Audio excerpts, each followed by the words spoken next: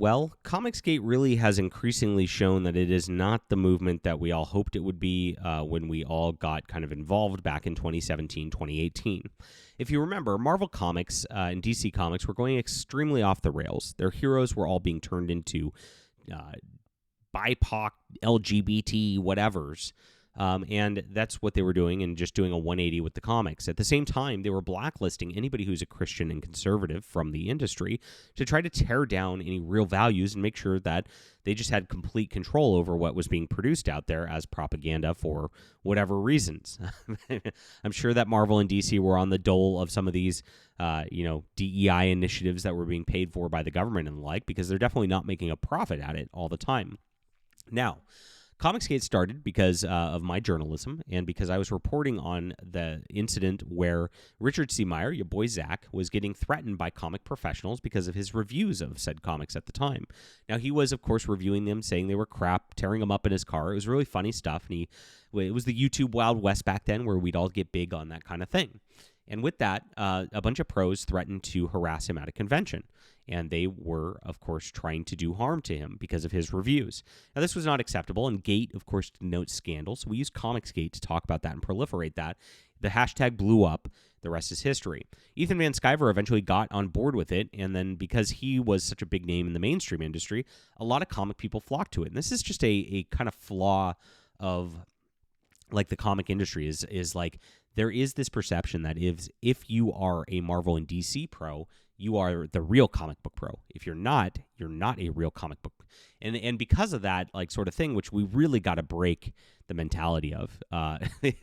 Even your boy Zach's still caught in this, like, comics are good now. And it's like all he talks about is Marvel, DC, Marvel, DC, Marvel, DC. And anything else outside of that is bad, not real, not professional, whatever. And they set that up. It was a corporate ploy to do that to begin with, because that way they, again, control the comic book industry.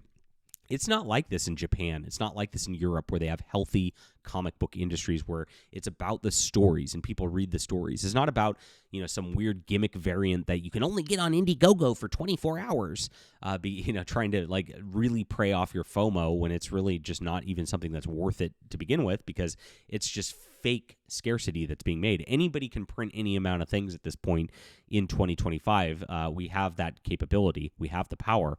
So it's just silly to see all this happen. Now, as, like, of course, what's happened over the years is Van Sciver and, of course, his cronies around him are people who have just made their livings by now attacking other comic book creators. Over the last couple of years, it's really changed. Before things, there was a movement where there was a lot of people making their own independent books. You'd get brought on the big shows sometimes. Of course, they would tightly gatekeep it. They started doing this ComicsGate Kings thing, which is nonsense. Trying to build that same sort of, like, we're the authorities because of Marvel and DC credentials again, which is that credentialism, again, is what's destroying the comic book industry. It really, I don't think it's a good thing to have worked for Marvel and DC. It kind of actually says something about you at this point. But that, nevertheless, there were, like, some good things happening out of it, and people were building indie comics. There were some people building stuff out there. Michael Bancroft made some great books, and of course, Von Klaus wrote some great books that would get brought up there. Jimmy Reyes is another one who had a pretty interesting looking book that got really big, and they pushed it really, really hard, and it didn't deliver because of some financial troubles. It became another deal. Because of a lot of lack of delivery and stuff like that within this groups too, it caused a lot of problems as well. And so all of this, like, just made the bottom fall out. And of course, now there's really not this aspiring ComicsGate, sort of like smaller creators, middle creators. It's just these guys on stream. And they've pivoted really from being about comic books to teaming with, like, serial trolls like Dick Masterson, trying to do blood sports constantly in this kind of comic book space for super chats. And that's really exactly where it's at now. It's really an unhealthy space.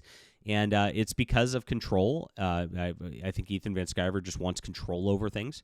And I think that, he understands the movement's been shrinking, doesn't know how to grow it. And he's made a lot of mistakes in alienating pretty much everybody, like Eric July, myself, Doug TenNapel, Mike Miller, people who were going to build things based on values and based on comics that, like, actually promote conservative and Christian values because Yeah, I don't know why, but you'll have to ask him.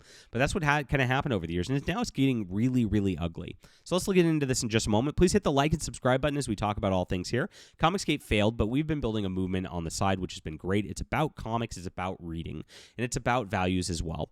Like I said, and I've said before, we have to have explicit values out there so that it doesn't turn into a grift machine like this.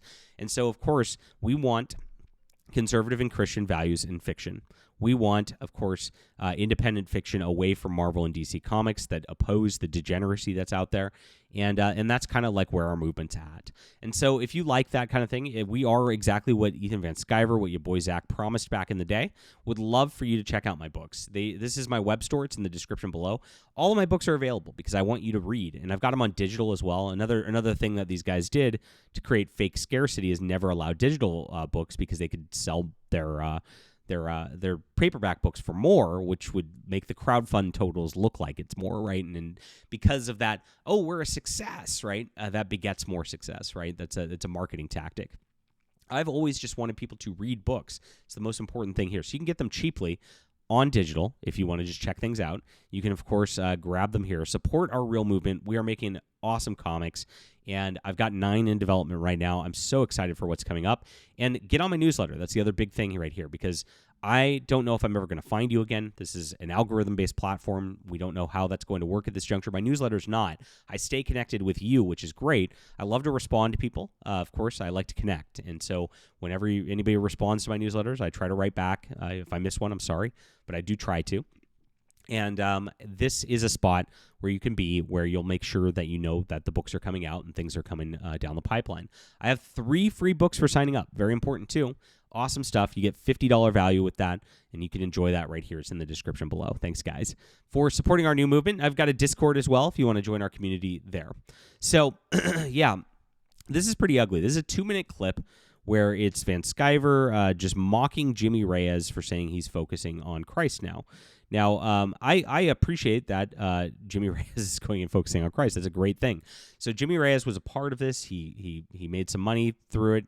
Got into financial underwater. Happens sometimes with comic books. That's why, by the way, when I make my books, they're done before I even start crowdfunding. That way you know you're going to get a product. I never fail on that. And, of course, we just came out with the Emerald Array. A lot of people told me they got their books this weekend. So thank you guys for backing that last project. I can't wait for the next one. But this one was not done, and apparently he needs $3,000 or $4,000 even to get the coloring done at this point, and so it never came out. Now there's some people trying to grift off that, saying, I'll finish it and do it and put it out there for ComicsGate. And Jimmy Reyes himself has gotten off the internet, really ditched social media for the most part, and made some videos about how he's turned to Christ and about how he's got a new sort of outlook on life, which is really positive, which is great. And I think that's a fantastic thing. The guy's got good art talent. He's now devoting himself to God. This is what we want. This is exactly what we want out of the culture. And so these guys, Ethan Van Sciver, Shane Davis, etc., mock it. And Ethan starts talking about, wow, if maybe Christ doesn't love you if you look like this. It's really, really sick stuff. And this is like really over the top. Now, there's been a pattern in this movement for these guys to attack Christians, and then you start going, well, wow, this is a lot like mainstream comics. All they do in mainstream comics is attack Christians and attack conservatives. And anybody who's been really on the right and a real conservative and a real Christian has just been just completely run off by these guys away from it. And they do this intentionally, because if you have real values and if you have real books that are coming out regularly, you make these guys look bad, because they don't have any of that. They have nothing. They have their super chats. They have their like little online troll army, and that's it. And a normal person who sees this goes, wow, I don't want to be associated with that. I do want to be associated with somebody who's actually trying to change the culture, that's actually making and producing those cultural arts regularly, that actually has values, because if you have those values, you can produce better art because you have real heroism. That they don't want you to find that.